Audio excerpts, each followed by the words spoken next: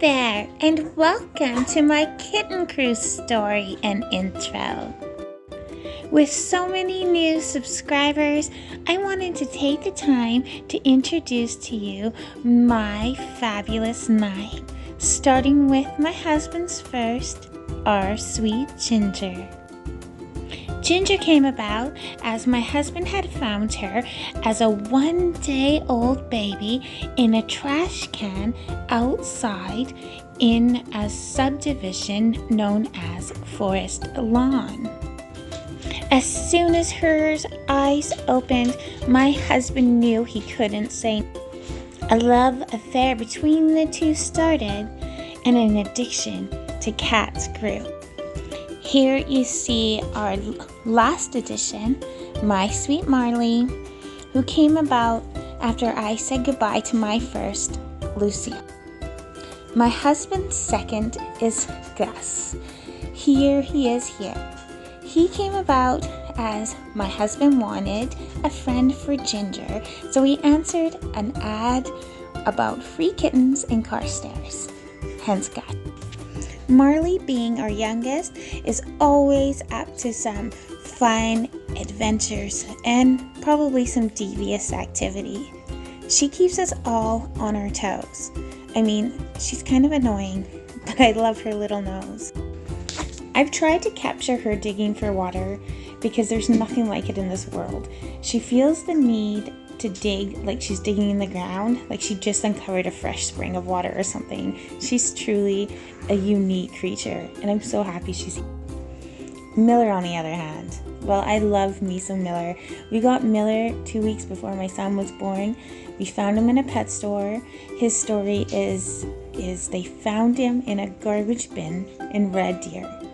He has a mold problem, so I don't know if it's from his years of living in the tribe. The guardian of the stairs. Do not pass go. Do not complete any household chores or activities until you've scratched my belly and pet my nose. Okay, I'm over it. Find me in the sun, sleeping with my friends. This is the post where the magic happens. It's actually in my kitchen. So at any given time, there's usually 2 to 7 cats in this tree. So I just love seeing who's come to roost and to see what they're all up to. It's kind of like their social hub. They need to come here to figure out what everybody's doing, how they're going to do their day, and especially, hey, are we getting fed today? The best thing about living with 9 cats is all the kitten scratches. Just don't ask the dogs. We have some of those living here too. It's just cats rule our roost. Ooh, I just love their little noses. And of course, I love their little toeses. As Miller can attest to, there is no shortage of meals here. We love our cats. We love our dogs.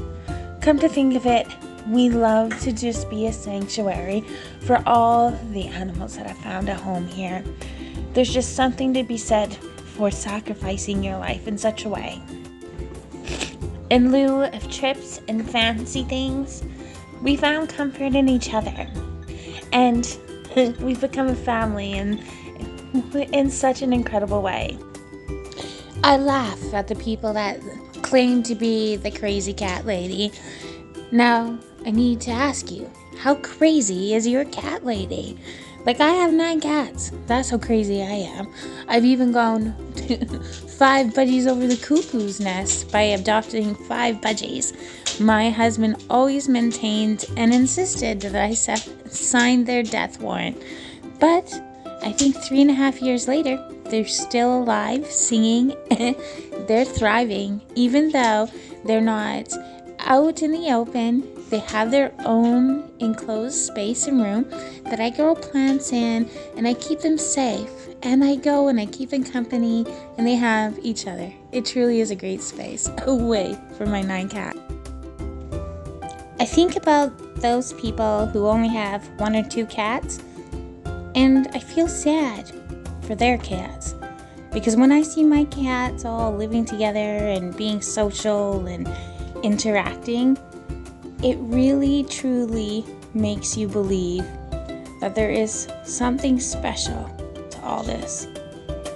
That maybe the answers that we are looking for are the ones that are right in front of us. So I just missed introducing to you Daffodil. She is our pale gray and orange and white calico tortie. I don't know. I just love cats. I'm not sure of all their names. That poor doll was returned to the shelter twice. She's getting old in years and she has one fang and she's pretty cranky. I like to refer to her as the Sophia Petrillo of our group. One of the best things I found was when we got Marley. She was just this teeny tiny little kitten. I wasn't looking for another kitten, but I found her by accident after Lucille passed away, and she really bonded with Daffodil. It's like the other 7 didn't bond with Daffs. I don't know why. Maybe it's because she was old. Here you see Smudgies, our tripod. He loves the grass. And it went Babsies, Miller, and then Smudgies. We do have the dogs. We have 2 large dogs. And they get along well with the cats. Brutus here wants to be friends with them, but they haven't really accepted him yet. The only one that has is Marley, because like I said, we got her when she was probably 8 weeks old. So she loves and accepts everybody, and you can tell just how she's blossomed in being here with the friendships that she's made. It's just truly incredible to watch how these animals have formed their little community and how they all thrive when each other thrives.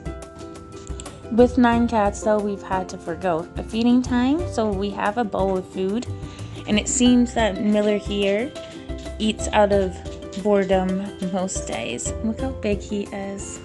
It's like he's gonna fall from the sky. He is so round and so heavy. We're gonna try to put him on a diet, so ask us how he's doing. You know, truly I created this video for all of you, the new subscribers. I know you're drawn here from all of our cats. We have a lot of them. We foster failed.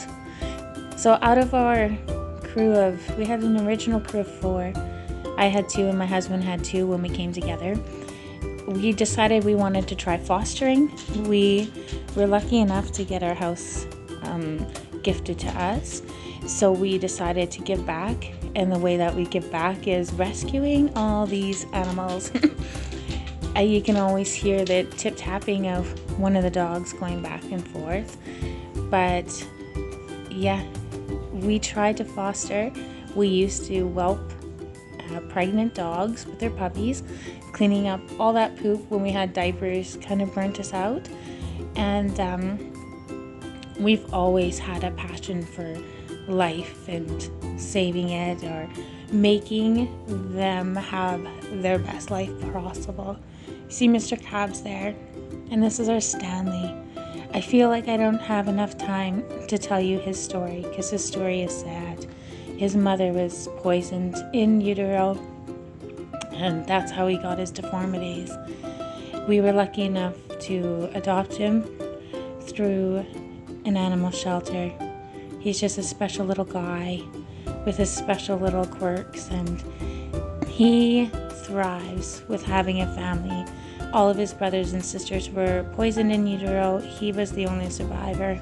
So now he has 8 other brothers and sisters and dogs if he wants to, plus a mom and dad. That's our Gus, one of the original 4. But we love them, and I wanted to share them with you because not everybody is lucky enough or fortunate enough to be able to have this many animals like we do. But it's part of the reason why I stay at home, because how can you leave this house? It's chaos when you do. So thank you for watching. Consider subscribing. Know that we appreciate you.